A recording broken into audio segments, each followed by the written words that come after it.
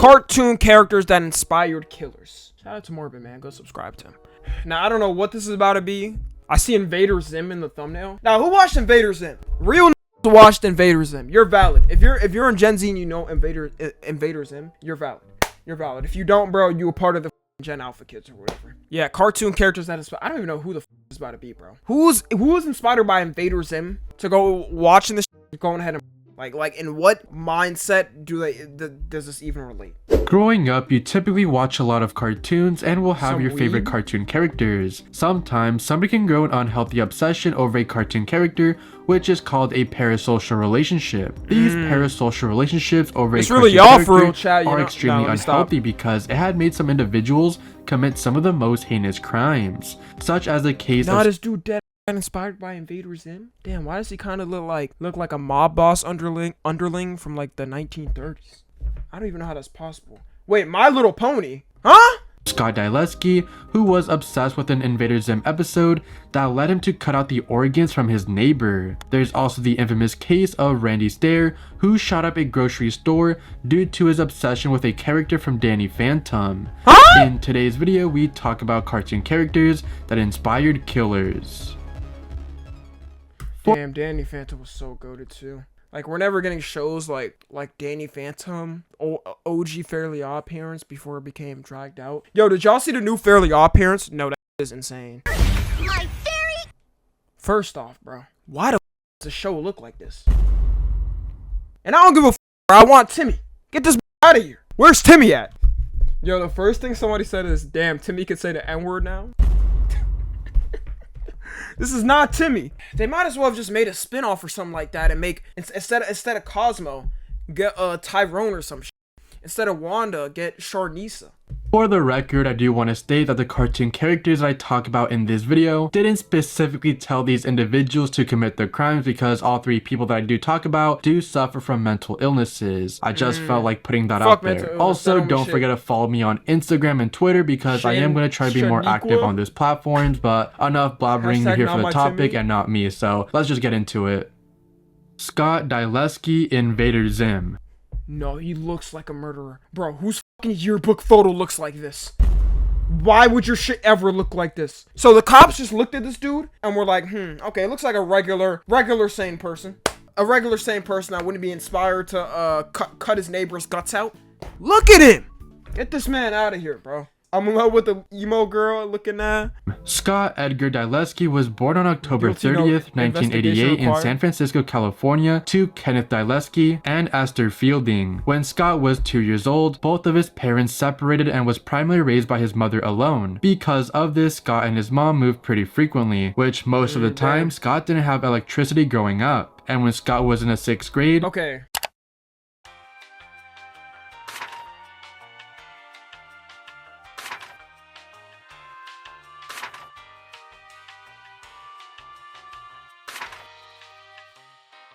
Not to be like that, but like, how do you not even have electricity growing up? This dude was raised in the minimum of like America or something, right? No electricity is insane. You got like, you're living in the trenches. This is beyond the trenches, bro.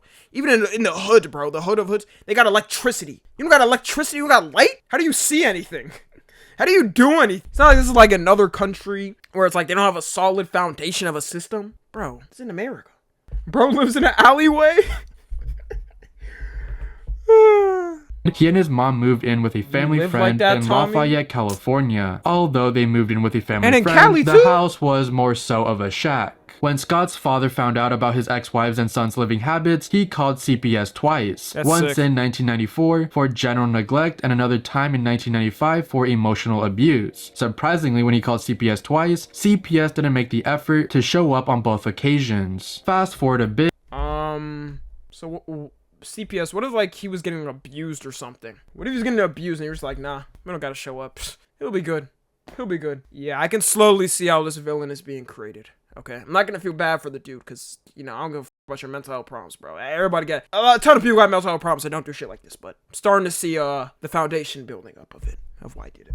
Scott is now attending Alka High School. Although when he was in elementary school, many teachers praised him as being a very sweet student, the same couldn't really be said when he was in high school, because during this time, he really dove into conspiracy theories, which made him an outcast. In 2002, he sadly experienced tragedy because his half-sister was the passenger of a car crash, which caused her and everyone in the car to pass away. Subsequently, his mom would have married and divorced for a second time. During this hard time for Scott, he became emo, goth, and even that is an absurd transition, by the way. Divorced for a second time. During this hard How did he go from nice old Tanner or Chad that plays pickleball on the weekends to time for Scott, he became emo, goth to fucking Goliath that worships Satan for fun? How does that transition happen? How does that happen? This is an absurd transition. I feel like his nose grew in length. And even satanic, because he would bring a satanic Bible to school every day. I called it! By the time he reached 10th grade, Scott had dropped out of high school to instead pursue his GED. Afterwards, he enrolled in anthropology and psychology courses at Diablo Valley College. Okay. Alongside his studies, he held a job as he went to a school named Diablo.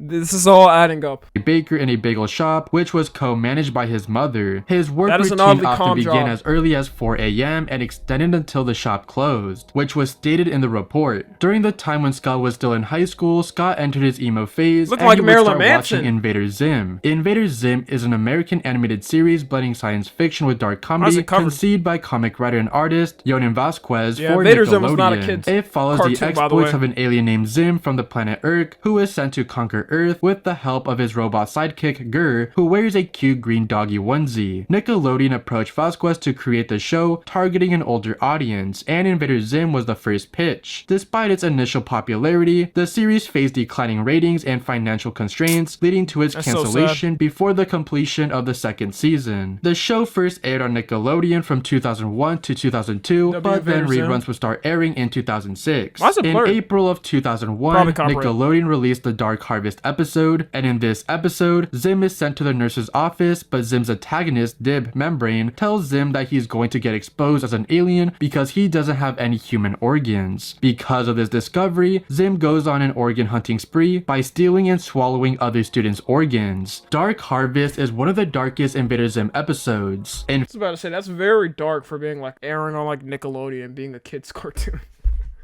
Just going in class and taking people's organs out their body. I mean, even if it's just like animated and it doesn't actually look like real organs, it's like, damn. In fact, it may be the darkest cartoon episode of all time. Now, why am I telling you about this episode? Looks like the kid. Well, allegedly, it turns out that Scott had a fascination with this particular Invader Zim episode, and that this episode is the reason why he had a big fascination with human organs. Because of the episode, he wondered how the human body would function if certain organs were removed, which he would eventually test out. On October 15th, 2005, he tried to rob one of his neighbor's homes. The target of this burglary was attorney Daniel Horowitz. So my question is, he couldn't have tried it on like a pig? Like, I know in classes they just like pigs or frogs or something. What do you mean you got a human? Or even, I don't know, bro. He could have worked at a mortuary or just worked up to be a surgeon or something. His skills would have been better then. While trying to break into the empty home, Daniel's wife Pamela came back home. Out of fear of getting caught, Scott struck her on the head with a random object. While she was knocked out, Scott then carved a quote-unquote gothic signature on her back with a knife while she was still breathing. Scott's fascination with human organs kicked in because he later stabbed her in the stomach to remove her organs. He wanted to see how long the human body can function without certain organs, which has to be a very painful death. Oh, that's so sick, man. Bro, he's treating them like they did in, what is that one unit? Y'all know that one unit in World War II where there was like human experimenting on people? Forgot the name of it. They're treating them literally like a human fucking experiment. How do you even go through that? Yeah, Unit 731. Oh, God.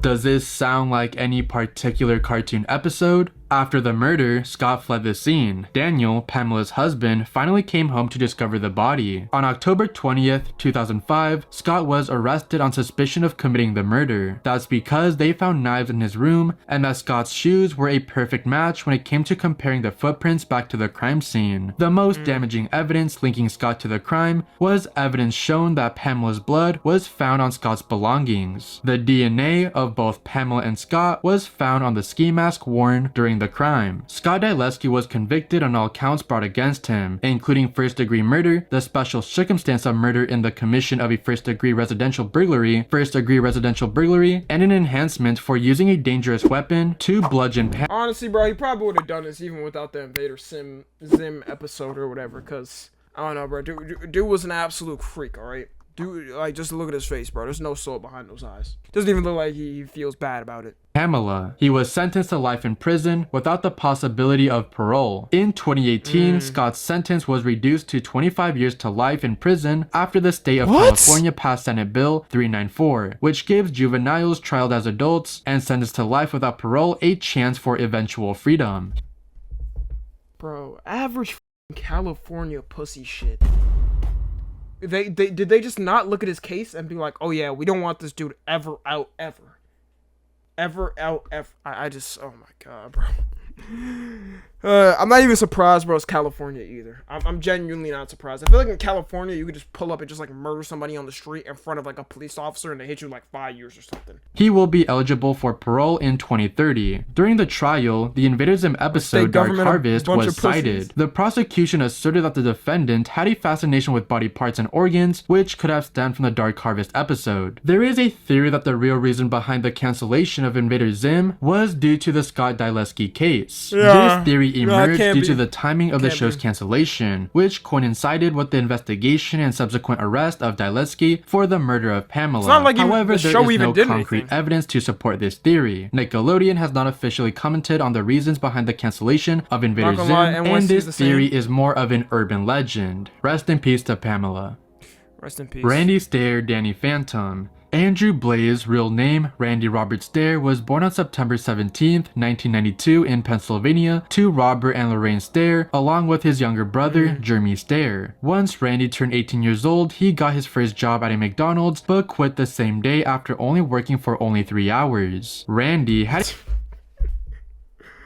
Oh my god, man worked 3 hours, bro, and he was like, damn, I can't be living this life, I'm out. I feel like that's how long I would last in like a McDonald's shift, especially. I could just hear I would go insane over the beeps alone. I'd go over insane over the beeps alone. I couldn't stand that shit, and I'd probably just be like, yeah, I'm out. I had a handful of friends back in high school, and unlike the previous person we talked about in this video, Randy actually did finish high school. He had a small circle of friends. Oh my god, I got jump scared. I swear to y'all on everything, I got jump scared. I thought I was playing a horror game. And this is another case where police, y'all didn't look at this individual and be like, damn, he's probably gonna commit a heinous crime in the future. What even is this? Why did he even do this? Why did he make this face in a dark room? But he never had a girlfriend or dated, and it seemed that he was disinterested in women. In his diary, he says that he's been attracted to girls since the 9th grade, and that he's never been attracted to guys. In fact, he finds men absolutely disgusting. It also seems that he had gender dysphoria because he believed that he was supposed to be a ghost girl. More on the ghost part later in this video. When he was in the 10th grade, he grew very fondly into cross-dressing and was obsessed with wearing a bra. In 2011, Randy graduated from Dallas High School and attended his graduation ceremony. After high school, he enrolled at the Luzerne County Community College for 3 years, studying mass communications until 2014. Randy Stair is a very interesting case because he documented a lot of his life. Because on June 9th, 2008, when he was only 15 years old, he launched the Pioneers Production YouTube channel. On this channel, Randy would post vlogs and sketch comedy videos. Believe it or not, Randy actually had a few— I know those videos had to be the most unfunny pieces of comedy to ever hit YouTube. You could just tell. Dude, I'm looking at the video clips and he's looking like Fred 2.0 the way he's moving. Few encounters with big YouTube stars. Randy stated that Fred and Angry Video Game Nerd were inspirations to him. Yo, it's like I'm a magician or something. I could just tell immediately by his movements from the clips. I'm like, yeah, he looks like he got inspired by Fred. He would also watch Make Me Bad 35, and he would even collaborate with Randy, and Fred would even leave a comment on one of Randy's videos. Back then, Make Me Bad 35 was a decently big YouTube channel whose content is very similar to Smosh. Fred, of course, being the first YouTube channel to hit 1 million subscribers, and Angry Video Game Nerd being the reason why Randy would overly swear in his videos. Randy would even record his videos in a similar style as the YouTubers I just mentioned. Another huge YouTuber that acknowledged Randy was the one and only Markiplier. But it was only because Randy sent fan mail to Mark, which Mark opened the package on camera, and Randy did. Yo, OG Markiplier, I'm not gonna lie. Bro, this hair is ridiculous, bro. Get a verbal shout out from Mark. Hi Mark, I've been watching your videos ever since I came across your Slender Elementary video back in November and I was hooked. I think it's great you use your audience for good, raising money for charity. Here's something to give you a chuckle. Take care from Randy Stair, Pioneers Productions. Bing, thank you so much for the shot glass. Another big channel that recognized Randy was Ray William Johnson. On June 20th, 2011, Ray would post a Bro, Ray William Johnson, like, people don't understand his pull. Dude, this is 12 years ago. This video has 10 million views. 2011. There's YouTubers that don't even do this. Like, I think people really don't understand how much he put YouTube on. Him, PewDiePie, and I don't know who else, bro. I'm definitely missing somebody. Like, that is insane view numbers. Even if this is overtime. Overtime, bro, at first it probably got like 5-6 million views, and then overtime it got like 4. Video titled Too Fat to Die, where he reacts to a clip of a contractor getting hit by 2 trucks, and it turns out that the original uploader was none other than Randy Stair. Alright, a couple of interesting things about this. One, the kid who originally posted this actually vlogs regularly on YouTube, which usually isn't the case for people who post these videos. And good for him, you know? Someone gets hurt in his grandpa's yard and he's like, F it, I'm gonna post this shit on YouTube right next to my blogs. The last YouTuber that Randy Stair interacted with was Plasma Master Don. In case you don't know who Plasma Master Don is, well, he made vlogs and would do covers on popular songs, but why is this dude linked to like every famous OG YouTuber? It's like he planned it, like he just has connections to all these people in some type of way that's adding up to like something crazy. Notably, he was a convicted sex offender. He would also pass away in 2020 at the age of... Honestly, are we surprised? Let's be serious. Are we really surprised by this? Bro, just the way he's looking at me. 73. It is important to note that Randy Stair had a very unhealthy parasocial relationship with a character from Nickelodeon's Danny Phantom. Danny Phantom is an animated series created by Butch Hartman for Nickelodeon, debuting on April 3rd, 2004, following the 2004 Kids' Choice Awards, and concluding on August 24th, 2007. The show revolves around Danny Phantom, a teenager who gains ghostly powers after an accident involving a portal between the human world and the ghost zone. He embraces the role of a human-ghost hybrid, defending his town and the world against ghostly threats with an array of supernatural abilities alongside his friends. Randy had an obsession with the character Amber McLean. Amber McLean, being a character from Danny Phantom, is a power-hungry musician ghost who hates authority. She thirsts for attention and has a seductively cutting, sarcastic personality. For this, she gains power when people say her name, as is shown in her first appearance when she attempted to gain power by performing the song Remember live and that was bro's childhood crush. Broadcasting worldwide in the hope that everyone would chant her name at the same time to empower her. She uses her guitar as her main mode of hypnotism as well as a weapon. Amber McLean is a pretty minor character because she only appeared in 9 episodes out of the 53 total episodes. Randy first discovered Amber McLean when he was only 13 years old. Randy would even state that Amber was there for him through his darkest times, leading his parasocial relationship to develop. Okay, a poster is ridiculous. A poster of a fucking cartoon girl is like ridiculous. It's not even like anime or something. Like, oh man, this is bad. This is bad. This is like somebody getting like a poster of like Gwen or something from Total Drama Island, or like, I don't know, bro, like, or Kim Possible. Like, we understand it's your childhood crush, but dude, let's be serious. All right. Because of this obsession over Amber, Randy would start incorporating her into his videos. I kinda get it. Not only that, because Randy would make more ghost girls that are inspired by Amber McLean, calling this group EGS, aka Amber's Ghost Squad. As you can see, the Amber he uses for his videos looks way different from the actual one from the show. Well, that's because Randy actually created this version of Amber in the Emblem Maker in Black Ops 2. He would then use it. No, not the Emblem Maker. Not the fucking Emblem Maker from Black Ops 2. Holy shit. Oh man, you couldn't use Photoshop, my guy, or something? Photoshop probably would have been easier. Yo, this is the average. This was the average Black Ops 2 custom logo. Like, what the is this, bro? Who even did this shit? Who was making shit like this?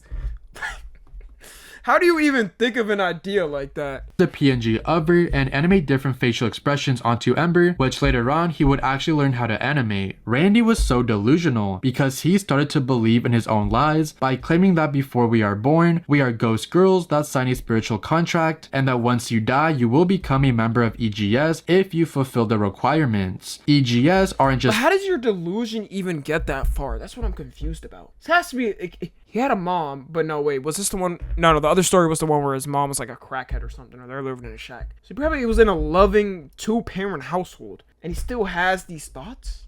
Find God? You gotta find something, bro. I don't know. This ain't it, champ. Alright, this ain't it. Fictional characters in Randy's videos because he flat out turned this into a religion of some sort in his mind. As mentioned earlier, Randy only worked for a day at a McDonald's and quit afterwards. However, this wasn't his only job. His dad helped him get a job at the White Supermarket at Eaton Township, Pennsylvania. Believe it or not, he actually held this job for 7 years. Simultaneously, during the time of his employment, he was suffering from dark thoughts of offing himself and going through the EGS delusion. On April 15th, 2017, Randy would post a video titled First Time Shooting It, where he shoots his shotgun for the very first time. And for the record, his aim is complete ass. What's disturbing about this is that Randy is wearing a Natural Selection t-shirt. For those who don't know, Eric Harris— Bro, I knew that. That's from the Columbine, guys. Anybody who wears this shit, I think immediately we need to say, yeah, they should probably be researched very heavily into what they're into. Why is this even a shirt that's sold? How did he even get it? How are they even selling this? I feel like this is one of those shirts that should just be banned. One of the Columbine shooters wore this shirt during the shooting. I don't know if you want to hear the bad news from me or somebody else. And even claimed that he looked up to them and that Randy had a special connection with Eric before he was born. That's because he believes that he has met Eric in a spiritual realm that takes place before humans are born. Throughout the months, Randy finally came to terms about offing himself, but he didn't know where to do it or if he should take people with him. So on April 25th, 2017, Randy would let fate decide by recording this video. So here's the deal. He just looks got a insane. 1983 quarter right here. You believe in fate? Here's the fate test. I'm a fucking anime ass line. What are we talking about here? Do you believe in fate? Your fate will be sealed at this moment. Ching!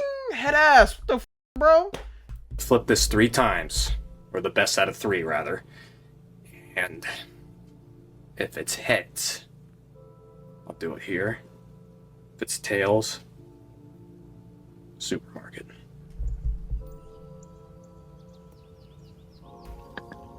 That's a tails. See that? What? Hey, bro, f this coin. I got beef with this coin now. I'm assuming, did you do it at the supermarket? I'm gonna assume there. F that coin. What the hell? Lame ass coin. It had to be, right? That's a heads. Definitely rigged the coin. Yeah, it probably on a did. beach. Tension's building up. That was a high one. Lose it. Oh. He's not even showing it fully after. Like, if you recorded the whole time him picking it up. It's a tails. He's just too excited about Way saying up these there. things. He's too excited about saying this. Heads. Had to be, huh? Have to have it come down to the very last coin flip. You said Tails was supermarket? I don't remember. Heads. Tails. That is a tails, folks. On June 1st, 2017, Randy would make a 2-hour-long video to his parents telling them why he committed the horrible act that he was planning to commit. 2 days later, he would make another video titled Goodbye Earth, which is almost the same video as his previous one, but instead talking to his parents, he is now talking to his fans. 2 days— It's so creepy whenever you see, like, before a crime, the person, like, talking about it. Like, you see for a lot of, like, school and shit. Every single one of them, almost, I think, or a lot of them that happen, they just like record the documentaries. It's so uncanny seeing them because you know what they did. Later on the 5th, he would record another video that's an hour-long titled House Tour, which is just an ordinary house tour video. Finally, on June 7th, Whoa! No, I didn't mean to do that. Hold up. Did I just see My Little Pony? Which is almost the same video as his previous one, but instead talking to his parents, he is now talking to his fans. 2 days later, on the 5th, he would record another video that's an hour-long titled House Tour, which is just an ordinary house tour video. It always comes down to a brony in some way. The bronies will never be dead. We thought they were dead like years ago, bro. I honestly haven't heard of these niggas in a very long time. And of course we end up on them. It's not even a surprise to me at this point. It's genuinely not a surprise to me at this point. The way he was obsessing over that other girl too, it's like, this is not a surprise to me. Finally, on June 7th of 2017, and who was that? Oh, okay, that's the girl. Randy would record his final video. In this 10-minute video, he would just walk around inside the white supermarket without saying a word. This video was recorded in the morning, the day of the shooting. Later that night, when the people from the night shift walked in, Randy sadly took the lives of 3 of his co-workers, later turning the weapon to himself. All of these videos that I just talked about were all posted simultaneously a few minutes before the shooting. On Twitter, he posted links to his journal and a MediaFire link that contains all of the videos of him planning the massacre. He obviously did this because if he actually posted the videos the same day he recorded them, somebody would eventually report him to the authorities. So Randy recorded everything and posted everything minutes before the massacre, which would be too late for anyone to report him. After the massacre, the white supermarket closed down for a month. The video's still up? Nah, they have to take that. I hope YouTube took down the video. Cause god damn. The fact that he planned it out too, he was like, alright, before I know they're gonna take it, so like, I'm not gonna do it after, I'm gonna do it before. Which was later reopened, and it is still open till this day. Brandon Hole, My Little Pony. Like, every single one of them, I kid you not, every single one of them fit the description, bro. There's no soul in these eyes either. Look at this, oh man. And we got a combined, we got a combined upper lip of about maybe like 5% or something. Brandon Scott Hole was born on April 15th, 2001, residing in Indianapolis, which is the capital of Indiana. While growing up, Brandon loved fishing and roller coasters, but his childhood would take a very dark turn. At the age of 3, Brandon struggled with obsessive compulsive disorder, often felt alone, and could not control his anger. At the age of 3 years old, his mother Sheila and father got into a huge argument. The father stated that if she leaves and takes Brandon, that he will off himself. After this, Sheila decided to go through with the divorce, and the father kept his word. Now, Brandon didn't witness this, of course, but knowing that your dad is no longer okay. Now it's already building up. An image is already building up of like the monster he turned into. Even learning about that, yo, if I was like a mom or something like that, and something like that, you know, happened to whatever my husband, I'm just not saying the real truth. I'm just gonna say like, oh, he died in a car accident or something. I don't know, anything but that. With you will still mess up a kid mentally. Throughout the years, Brandon would have been diagnosed with a handful of other things, such as obsessive compulsive disorder, disruptive behavior disorder, and a generalized anxiety disorder. Sadly, Brandon's own mother had to call the police on him because he would sometimes attack her. Keep in mind, it's not like Brandon wanted to hurt his mom in the first place, but instead he couldn't control his anger. Brandon even told a school nurse that he doesn't want to be angry, but he simply can't control himself. When Brandon was only 11 years old, he was arrested for the first time. He was charged with battery, criminal confinement, and intimidation. He was accused of kicking and punching his mom before grabbing 2 table knives and stabbing her, slightly injuring her. Brandon was held in a juvenile facility for a few hours, went before a judge a few weeks later, and got probation. He got some counseling too, but Sheila said he was still suspended from school several times for at this point, bro, if I'm a mother, I'm disowning my child. There's only so much you could take.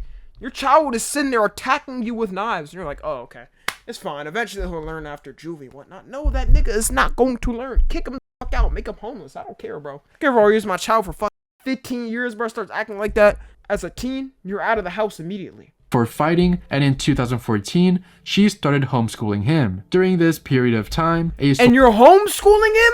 When he's doing that to you? This mom is tripping. social worker was coming to their home 2 days a week. Over the following years, Sheila attempted to help Brandon in coping with his anger at home, yet his social interactions remained sparse. Sheila was so frightened of Brandon's anger that she went to the police for help. At this point, Brandon had ceased taking his prescribed medication, including Lexapro, according to Sheila. In an interview, Sheila said, "To get to that point, for any mother to get to that point, that's a red flag. You know, I don't sit on the phone and say my baby might hurt himself or something like that. I went beating on doors." So it's a red flag, but you're just gonna be like, hey, it's okay, you know. He's gonna learn one day. He'll learn one day. He'll be much better one day. No, he's not. No, he's not. Kick him out. Emancipate him out the family. Knocking them down if I had Mom to. is at fault for not on taking March stuff 2nd, seriously. Sheila and Brandon went to the Army surplus store. Oh my god, I thought this was his room because y'all kept saying search up his room. They frequently visited. Brandon, who had a passion for all things military, enjoyed eating MREs there and ended up buying a gun with no ammo. Many wondered why his mother allowed this. She stated that Brandon was 18 and was going to buy a gun regardless, with or without her. So she went with him so she can at least monitor him a bit. Like many of us, Brandon grew up with the internet. The main 3 things he was fascinated about on the internet were mass shootings, white supremacy, and My Little Pony. Yup. So this is like the 4chan super PAC. Why the is it always the promos? It's not even a joke at this point. It's always them. I swear, each of these people had an affiliation. Maybe except the first dude, but he probably was watching that shit. Every single one of them. He was in fact a brony. My Little Pony is a show whose target audience are little girls. The term brony is given to adult males that are fans of My Little Pony. Weirdly enough, there is a dark side to the brony community because there are a few cases of them doing degenerate things. Just like many bronies, Brandon had a room filled with My Little Pony. Oh, so this is his room. Oh man. Okay, I understand now. Now I understand what you guys meant. Yeah, no, his mom. Hey, bro. I don't know what his mom was suspecting after seeing this room. Your son is not normal, okay?